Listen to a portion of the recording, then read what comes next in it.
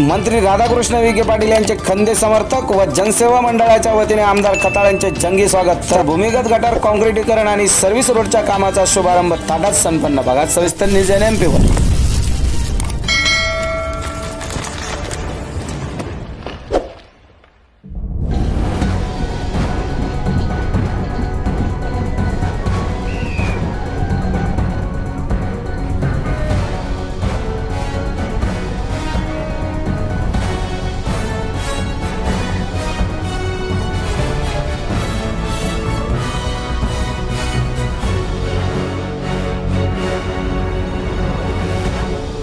नमस्कार पेशान news NMP मध्ये आपले सर्वांचे पुन्हा एकदा स्वागत। तर मंडळी, आज आपण बातमी होणार आहोत ती संगमनेर शहरातून आणि बातमी आहे ती मंत्री राधाकृष्ण विखे पाटील यांचे खंदे समर्थक व जनसेवा मंडळाच्या वतीने आमदार अमोल खताळ यांचे जंगी स्वागत करण्यात आले आहे। काल रविवार दिनांक 29 जून 2025 रोजी संगमनेर शहरातील दिल्ली नाका येथील नागरी दलितोत्तर वस्ती सुधार योजनेअंतर्गत भूमिगत गटार काँक्रिटीकरण आणि सर्व्हिस रोड तयार करण्याचा शुभारंभ आमदार अमोल खताळ यांच्या हस्ते करण्यात आला आहे।